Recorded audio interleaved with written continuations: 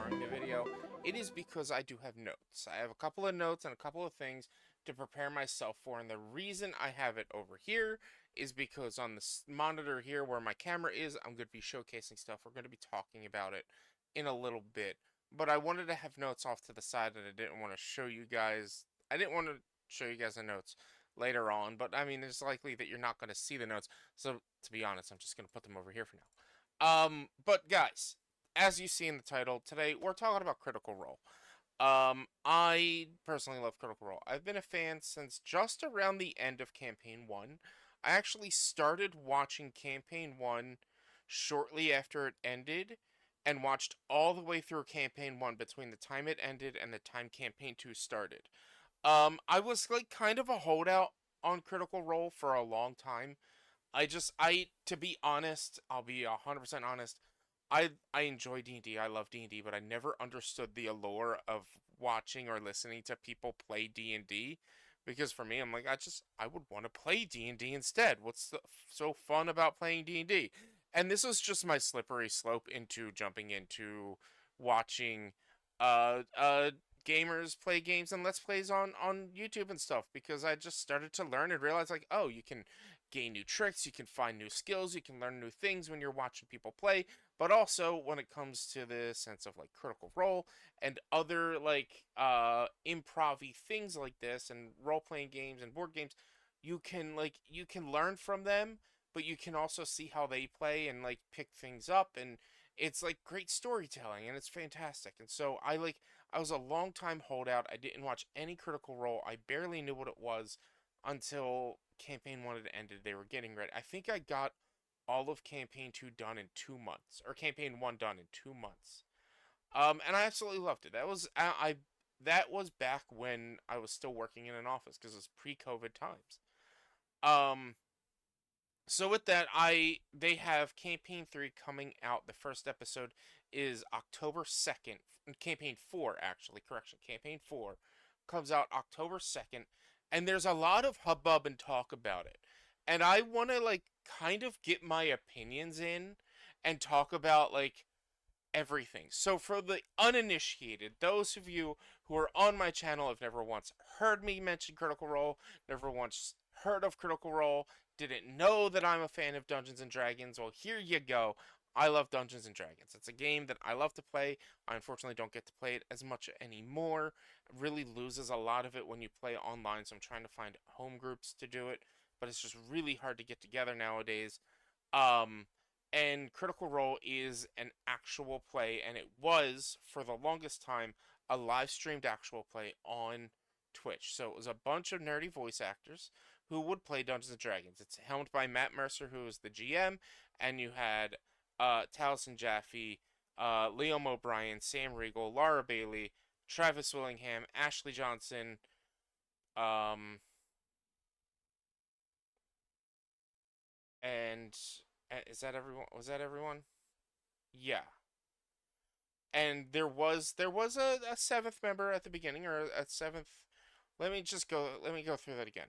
Ashley Johnson, Liam O'Brien, Laura Bailey, Travis Willingham, Sam Riegel, Marisha Ray. That's who I forgot. Um, Taliesin. If I didn't say him this time, I should have written this down.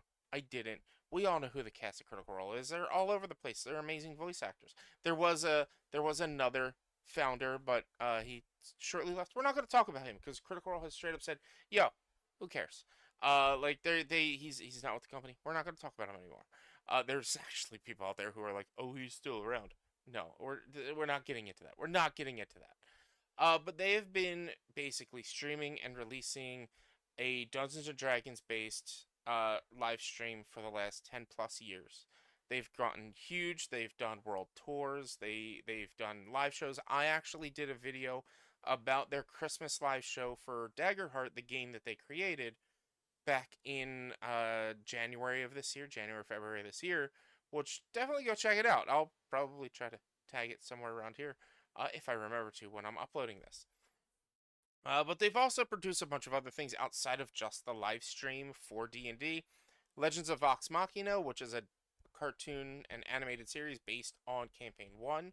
They're going to do a Mighty Nine series, which is based on Campaign 2. They have Darrington Press, which is a board game company. They have developed Daggerheart and Queen by Midnight, a handful of other games, and they didn't make the system, but they made the rule book of Candela Obscura or something like that. I don't 100% know. Jump in the comments, let me know how wrong I am. I don't 100% know this. I just know that like they had something to do with like the it's I think it's the World Book of Candela Obscura more so than anything else. And then that's like a whole series they made. They also did a bunch of licensed one shots, the Elden Ring one shot, Assassin's Creed, Elder Scrolls Online, the Lost Wendy's one shot that Sam GM'd, all that stuff. That's Look, we're not gonna get into it. I personally think I have no opinions on it besides they should have just released it. Whatever. Honestly, they probably could have made more profit from releasing it and then donating all that money anyway. Any money that they got from that, whatever. But they've been making D&D stuff with the same cast for the better part of the last 10 years, with the exception of they added in Campaign 3 a new player for a little bit who was in and out. His name was Robbie Damon. Then they occasionally had like different one-shot series or different short mini-series. They had Exandria Unlimited. They had Calamity. They had Divergence. The Candela Obscura, which is something I talked about earlier. And then they've had some one-shots about their Daggerheart board game, or not board game, tabletop RPG that they developed over the past few years. And they're all over the place. It's hard to get in. It's hard to talk about D&D without talking about Critical Role. There's also this whole thing which people call the Matt Mercer effect, where people will watch shows like Critical Role or like Dimension 20 or anything else and see the big extravagant acting and over the top like embellishedness and the different voices and things like that and be like, that's D&D. It's not. It's not. It's how they do D&D.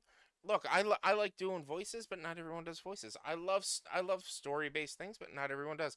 D&D is a big open thing. It doesn't have to be Critical Role and Dimension 20. It can be its own thing. So that's the Matt Mercer effect over a quick little thing. It's just huge in D&D. Mercer has been he has been referenced in D&D source material. I think it's Tales from the Yarning Portal has like an image of him in it, in like working in it, in like the like it's like Mercer drawn at like a table doing some like work or writing or something like that.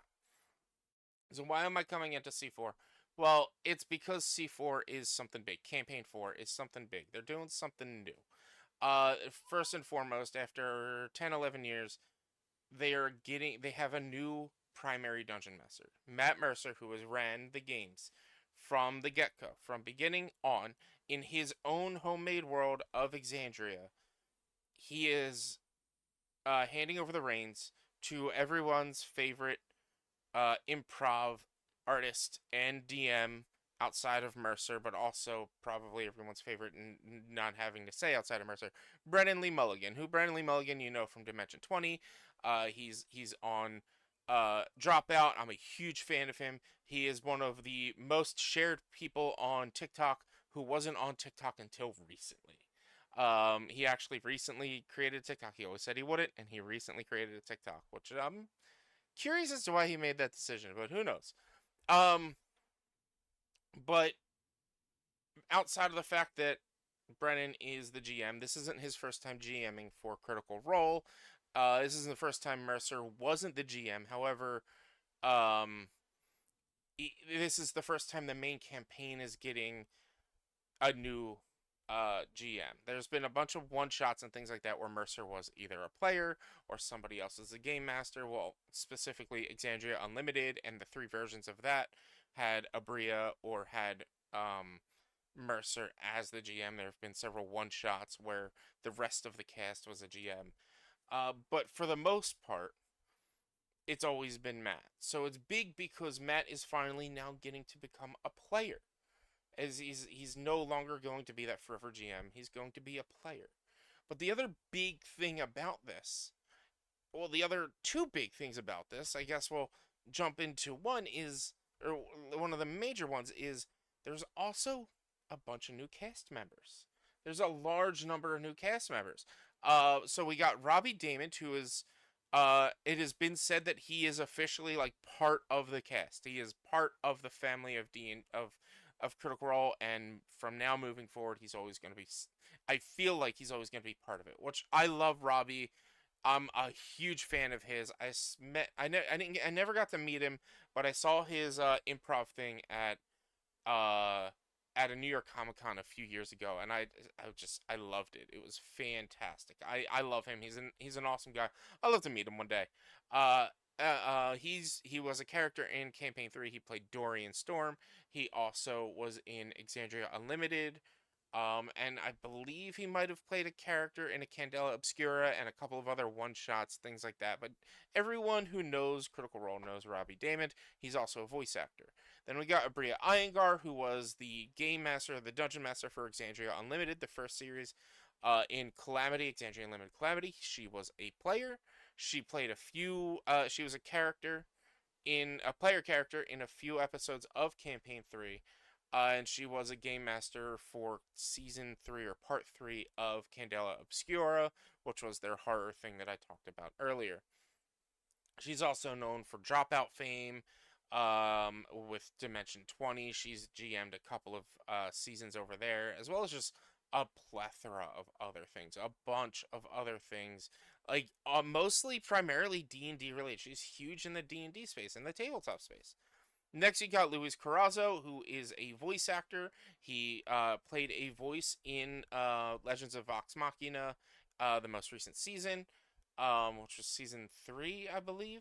I can't remember.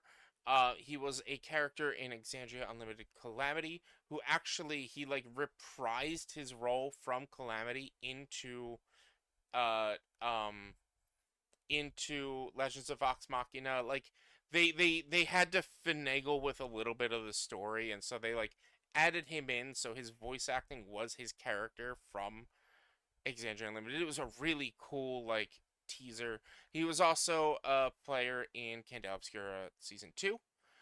Then we had Alexander Ward, who's been a longtime friend of Critical Role, longtime friend of everybody over on Critical Role. He was on Exandria Unlimited Divergence. He was on the Elden Ring one shot, and he was in Candela Obscura season 4. This is all primarily I'm talking about Critical Role produced content. And then finally, we have the wild card, the person I don't really know much about, Whitney Moore. She's an actress, a voice actress. Um, she's done some panels for them, and hosted some panels, moderated some panels for them at conventions. But the only real thing I believe I've noticed that she has been in as a Critical Role produced thing is the Avowed one shot. I couldn't find anything else based on their wiki, and things like that of what else she's been in. So yeah, they added, what's that, one, two, three, four, five new player characters, which means something big. Everyone's still going to be in it. We're going to have 13 player characters, which is a lot for D&D. Mercer has always talked about how hard it is setting up or 13 people in general. It's not 13 characters. No, it is 13 characters. Yeah, because 7 plus 5. Yeah. So it's 13 player characters plus the GM Brennan, which balancing out a campaign in D&D at low level with 4 players is tough. At mid level with 4 players is tough. When you get to mid level with 6, 7, 8 players, it gets really hard. So it raises a question of what they're doing with campaign 4, and obviously a lot of this is stuff they've previously announced. This is just me overviewing it for anybody who doesn't know.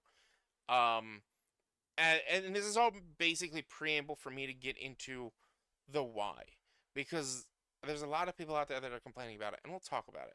But what they're doing is they're creating a new campaign, not in Exandria, not in the world that's D&D that Critical Role has been in for the last 10 years. And it's going to be what's known as a West Marches campaign. West Marches is a campaign setting in Dungeons and Dragons that allows for more free flow of characters and players coming in and out. You don't always have to have everyone there. And now, admittedly, 100% admittedly, my knowledge isn't big on West Marches. I don't know a lot about it. But what I do know is what I'm getting off of Gemini, which is Google's AI, when I search up, like, what is West Marches. Look, I don't specifically use AI stuff. I don't use Chat GPT or any of that shit, but I will search on Google, what is this? And then it'll give me the AI, and so everything I'm saying and everything I'm reading off of is based off of very quick research and reading, and primarily research off of Google AI, which is getting a lot of information off of a specific um, YouTube video uh, uh, um, from the DM layer, I believe. And I should have watched this video, but I didn't get around to it.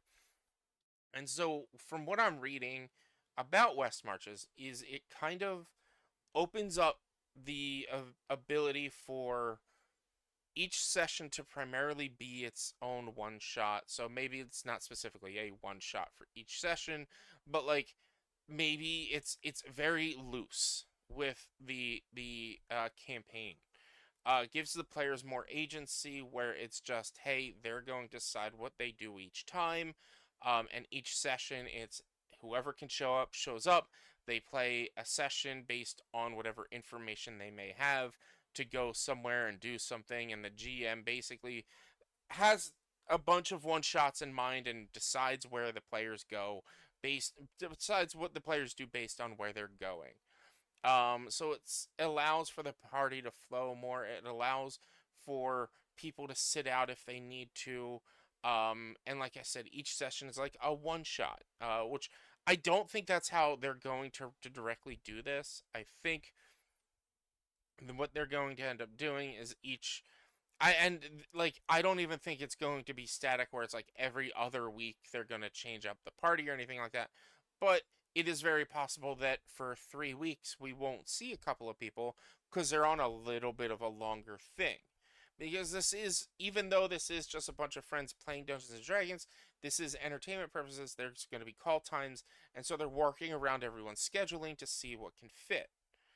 And that's one of the reasons why I think one of the reasons why I think they went with a West Marches campaign is this series has been going around for 10 years. These people have been playing Dungeons and Dragons for 10 years. Critical Role is no longer people playing Dungeons and Dragons in front of a camera. It is an entire production company. They're going on world tours. They have their normal jobs of being voice actors. They have family commitments and things like that, and to record 4 hours a week, minimum 3 to 4 hours a week, every week, it takes a toll. So this is a way for some of the founders to like step aside a bit and take it easy and like not get burnt out, because like you can tell, and they're actors, so maybe they're acting and embellishing it, but you can tell that they are a little exhausted and a little burnt out. You can, if you watch any of their wrap ups on Beacon, which is their own personal service, like they are tired after every episode. The cameras go off and they shut it down, and they are tired and they are exhausted because it is a lot. They have a lot to handle. It's not just after the live shows; it's after every show. They are happy they do it. They are having fun. They are having a good time, but they're just like, all right, we're tired. It's 10 years of this. No campaign, no group of D&D players ever really lasts that long. So for them to last this long is great, but there's reasons for why it's lasting this long, and there's also reasons why they went into West Marches we haven't touched on yet. And that's really what I want to get into shortly. The other thing I want to just talk about real quick is something that they don't often do, and this is why I wanted to have this screen open for you, the screen in front of you, is I wanted to talk about the character art that they have for the new campaign. They released the new campaign character art, they released the new characters. They don't go into detail about what each character's classes and things are. There have been speculation But in the art itself, it doesn't say, so I'm not going to specifically say. I think they did release a video where each person is saying what their character's classes are, but like I didn't pull up that video, I didn't rewatch that video. I'm not going to go too far into it. I'm just going to go into like what each character is and a little bit of what I remember. So we have start Travis Willingham being the fairy that he is. He loves werewolves, so now he's finally just going full cat, even though he's allergic to cats. And he's going to play Terror Prideshire, the Leonian, I believe, is the race, and I believe he is a paladin.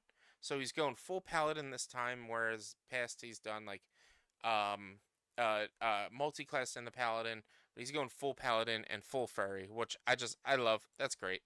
We got Mercer playing Sir Julian Davinos, which I don't recall what he said his character is in the video. But one thing I do know about Mercer has always said he loves bards. He loves the bard class. Now in EXU, he played a bard sorcerer multi-class, but with this build and with this character design and the fact that Mercer has said like, oh, he's a scamp, he's like a little bit of a bad boy. I feel like he's probably going to lean a little bit more on Bard, but I don't, like I said, I don't remember. So, guys, get in the comments. Let me know. Let's talk about what each character's classes are as we're done getting through. But I love this art. It looks great. It looks like he's going to be a fun character. Uh, Laura Bailey, or Lars Bailey, is Thimble. She is a pixie or a fairy.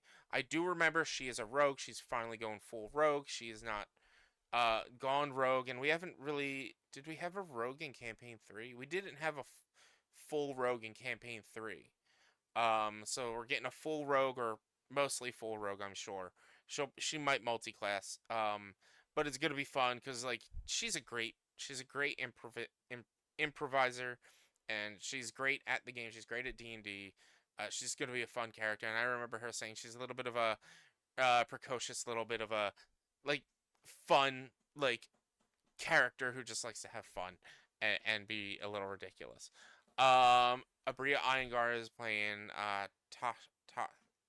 I don't I'm Tasha Loy, who I believe I read was maybe a sorceress. She's a half orc. Uh, this is gonna be great. I love Abria Iyengar. I think she's a great actress, great D&D player. She's gonna be fun. Taliesin Jaffe, Balare, Laflia. Um, he they went I believe they went probably femme this time. I'm not sure. I'm not gonna assume. I'm not gonna make too much, but I love this art. I think it's beautiful. I think it's a great character art, and this is just gonna be a fun little sort of like horror twist that just Taliesin Jaffe loves to do, and probably some form of homebrew because Taliesin always done homebrew, so that's gonna be great. Ashley Johnson is being probably another sort of caster, maybe another cleric again. We're gonna get a full campaign of Ashley Johnson as a cleric. But again, the classes in this series, in this campaign, aren't going to matter too much depending on what each episode is going to entail. There might just be some episodes of research and learning lore and things like that for stuff they're getting into. But she's going the dark elf route, which I love the like the tattooing or the coloration on her eyes. This just seems like a cool character. Whitney Moore is playing Tyranny. Look at that little tiefling right there, the pink tiefling with the long dark horns, and it's like I love that she's got the tall horns and not like the normal goat horns that you see on tieflings. It's from what I remember from the video they released, she's going to cause some trouble. Her character's name is Tyranny. Of course, she's going to cause some trouble. We have Marisha Ray as Mary McNeeson, who we get a dwarf. We haven't had a dwarf as a primary character in D&D or in Critical Role. There's never been a primary. We've had dwarf characters, but we haven't had a dwarf be a primary character, being from a founder and being a main cast character. I don't believe I recall what class she's going to be, but it's probably some sort of casting class. I'm not entirely sure. Alexander Ward, Octus Taconis.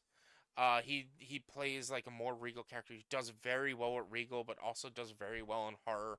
So this is like definitely, it seems incredibly up his wheelhouse. And I Octus Taconis is such a great name. I love his little kitty cats that he's got around him. Or I guess it's one cat that it's just drawn twice, so you get the full art of the cat. Probably some sort of like sorcerer wizard. Yeah, he's got a book there, sorcerer wizard thing. And that's his familiar, which is gonna be nice. Liam O'Brien, Hallandil Fang. This also to me feels bard, or pirate. I don't know, but Liam is great in everything he does, and this gentleman is just hot. This gentleman is just hot. Oh, what can I tell you? Robbie Damon playing Cadigan Vale. We're getting our first Ranger since campaign 1, it seems. I think. I'm assuming this is a Ranger. This is some sort of Beastmaster Ranger. I don't know a lot about D&D 2024, but I do know that like they have upgraded the Beastmaster class. So guys, get in the comments and let me know what you think about like having a Beastmaster. Like look at the wolf's ghost paw. His weapon seems to be some sort of like shillelagh kind of axe thing, so he's not going to be the normal bow and arrow ranger that you normally see in a D&D campaign. However, it does look like there's some sort of quiver or something around his back, but you don't see a bow. So it's going to be fun to see how you pull together a melee ranger. I've done a melee ranger before. Melee ranger builds are fun. Um, it's gonna be interesting to see what he does with this. I love Robbie Damon. Robbie Damon though, so he's gonna be a great character. And again, fucking hot. Sam Riegel playing Wakander Halavar. Um, Sam plays some great characters. He looks maybe clericy. Um, I'm not really sure. So right now I'm saying there's maybe two clerics and maybe two bards. Who knows? But he's gonna be somebody who's a little bit more regal. But like Sam always has some fun characters, some fun choices, and he just loves to have fun. So I can't, I can't, I can't wait. And then lastly, Luis Carrazzo is playing Azun Nayar, who's probably some form of fighter, I believe. Luis, really the only experience I have with him is like EXU, and he generally plays more like humble characters, more like protectors and things like that. And this looks like a fighter class or a fighter character based on the heavy armor, the plate armor, and the big hammer. So fighting martial class. And what they're doing with this campaign is they're actually like I think they said three groups, it's two or three groups that are like kind of split up, and one group is based on research, one group is based on like martial and soldiers, and one group is based on like more the shadows. But like it doesn't mean that they're not that's their groupings, like they're gonna be all together, but they're all gonna be part of separate groups of society in a sense, which is just really cool. And I love this art. I'm excited about this art. Now, with that, why are we talking about this besides just talking about the art and having something to talk about? Um, well, it's because I just want to have my opinions and thoughts out there about this campaign, and I just want to put it out there because I'll admit I've had some fan theories that fully panned out about Critical Role. So in campaign 2, Sam's character, not the Brave, was a goblin, and I like halfway through the season campaign, I tweeted out, I was like, Sam is not actually, it's not even halfway. It was before like it was made canon. I tweeted out to Sam, and I was like, I feel like Not the Brave was actually originally a different race or a different origin, and was cursed to be a goblin. And I feel like that's why Not is focused on making sure Caleb, with his transmutation magic, gets stronger so that Caleb can transform Not back into their former selves.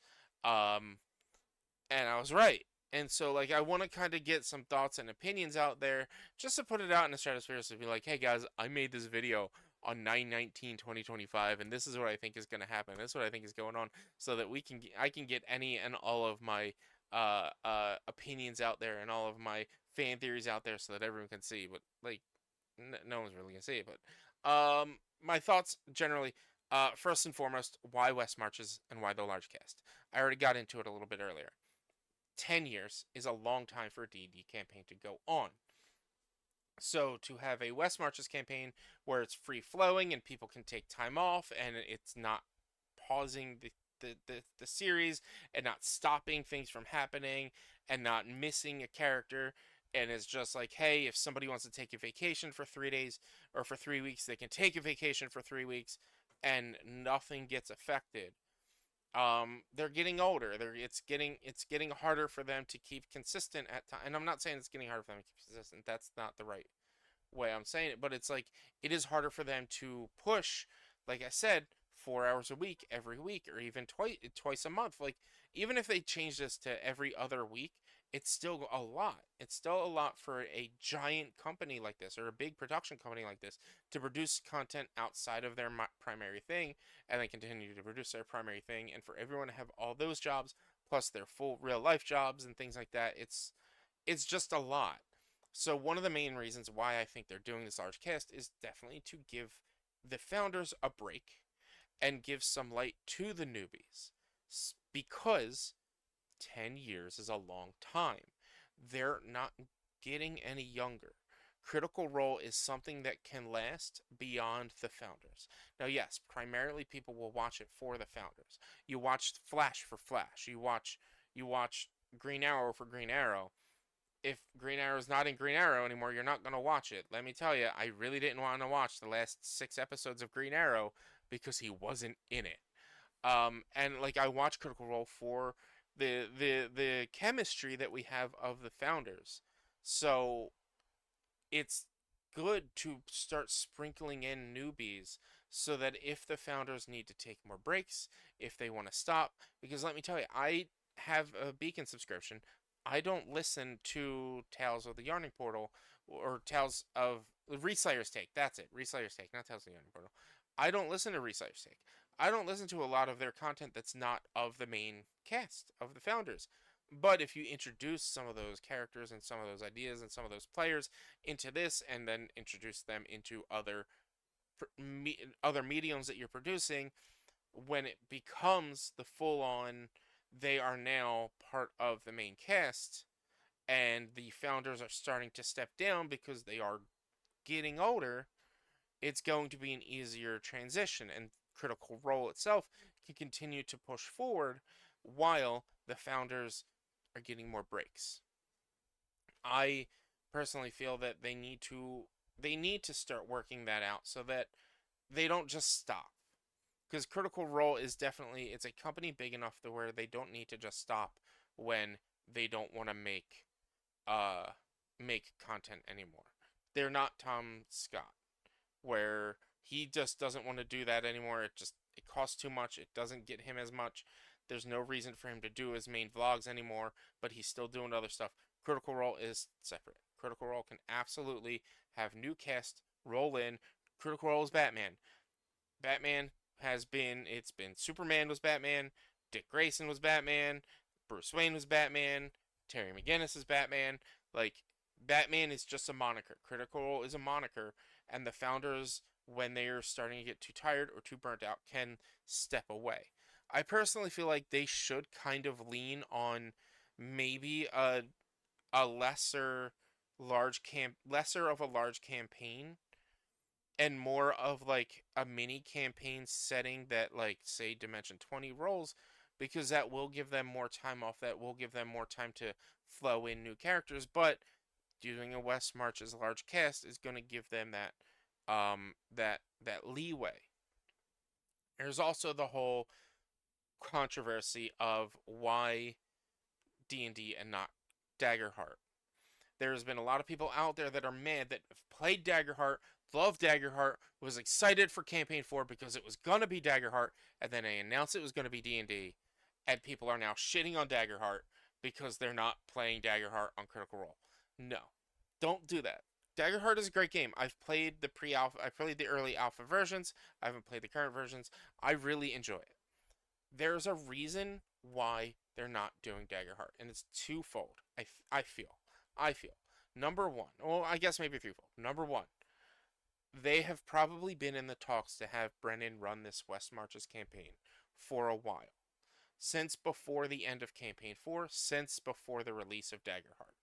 They have probably been in the talks with Brendan, like, hey, why don't you take over for us for a little bit and run a campaign? What would you want to do? And he was like, I want to do this large West Marches campaign so that it's free flowing and whatnot and blah blah blah. Like, I'm sure they've been in the talks for this at least 2 years, minimum 2 years about this. Like undoubt. There's at least 2 years they've been talking about this because this is entertainment. There's contracts and things like that. And on the terms of contracts and entertainment, I just want to point you guys to the Gen Con live show. Gen Con live show, which was playing Critical Role characters, specifically Bell's Hells, in Daggerheart, was all about legal jargon with contracts. And one of the main reasons why I feel that they're not going into Daggerheart this campaign is because they are contracted with Critical Role as well as with their advertisers for a certain amount of time to continue to do D&D. If you watch any of their one-shots and other campaigns and non-primary Critical Role stuff, they don't often have all the same items. They don't have the set pieces. They don't have the miniatures. They don't have as many of the advertisers. It's because they're not doing D&D. Their advertisers are paying for them for D&D and for the main show, but they are also contracted Wizards of with Wizards to do D&D probably for X amount of time. They're probably still contracted, like, hey, you're allowed to do D&D for X long, and then once that contract is up, they're gonna jump to Daggerheart, which leads into the campaign setting of like, all right, well, we'll bring in a new cast and we'll bring in a new GM. We'll give ourselves a bit of a break and we'll like slowly phase out D&D so that we can do our own homebrew thing that we made called Daggerheart. And we will run out the clock. And I feel like that's what they're doing. They're running out the clock. So the next campaign, I don't think it's going to be long in a sense of it's going to be longer than a Dimension 20 campaign, but it's going to be shorter than a Critical Role campaign. If they continue with the release cycle of three weeks a month, I feel the campaign is probably going to go between 50 and 75 episodes. I feel it's going to go 2 years max. And I feel like once those 2 years are up, they're going to end the campaign with whatever storyline they have, seeing as how it's not in the primary world, it's a different kind of campaign setting in general. It's going to give them a lot of time to like tighten the bolts on Daggerheart and make that something more viable for a big party setting because it really does feel like Daggerheart itself isn't really balanced for big parties. Um, it's I feel personally with my experiences with Daggerheart, 4 players max. I don't think Daggerheart is really good for beyond 4 players, and so I think they're trying to tighten the bolts on Daggerheart to get it set up so that they can have the normal cast play Daggerheart, but also introduce newbies so that if the normal cast needs time away or doesn't want to do a longer campaign, which is why I think they might be leaning more towards the shorter campaign lengths, like 50 episodes rather than 150 episodes, it'll be better for them and people can step down or maybe flow back in and out. I don't think they're always going to stick with West Marches. And I think D&D is running low, but or running out, and they will go primary Daggerheart, but they are contracted for sure with Wizards of the Coast to be in D&D. Wizards of the Coast is charging people to do D&D content. They took away the ability to make D&D content. That is why I feel like they're contracted. They were probably contracted or signed a contract when Wizards did that and was like, all right, well, we're going to sign this contract and we're going to start working on our own game. And once our own game is done, we're leaving the contract. or we're going to fulfill the contract and be done. And that's where I think it is. That's where I think it's going. So yeah, I think it's gonna be short. I think they added the new cast, like I said, to try to sprinkle in newbies, so that essentially Critical Role's face will change. I don't think it's going to be right away. I don't think it's going to be in campaign 5, but I do think over time the face of Critical Role will change away from being the founders to being the founders and other people to eventually being none of the founders as time goes on. Do I think the campaign is gonna be good? I love Brennan. I love everyone who's in this campaign setting. I love the character art. I think it's going to be a good time. I think it's going to have its growing pains. I think it's going to have a bit of a learning curve, trying to get used to the ins and outs of the free flowing characters. I see people out there that are complaining like, oh, I'm only going to see a character every other day or every other episode, so how am I going to formulate an opinion or learn about them? Well, it really depends on how they're filming this and what they're putting together. You might see every character every episode, but they may be filming it in a way to where, like, all right, these characters are out doing a thing while these characters here doing this thing, and separating things and flowing it in and out. They might be. It really feels like they're putting a lot more production into it than just let's play D&D. Um, but I feel like you've formed opinions and feelings for characters that weren't primary cast members, that weren't there for more than a couple episodes a week, or like Robbie Damon was in 4 episodes as Dorian, and then in like 20 episodes as Dorian, and then left and was gone for the like most of the campaign. People still loved Robbie Damon, but still hated on characters that were like look at Marisha Ray and Keyleth. People hated on Keyleth. Hated on Keyleth. You're gonna formulate an opinion no matter what. No matter what happens, you're gonna learn about the actor. You're gonna learn about the character. You're gonna formulate your opinions. I just ask, and this is a big ask. I know. I ask, and oh my god, I've been going on for a long time about this. I'm really passionate about it.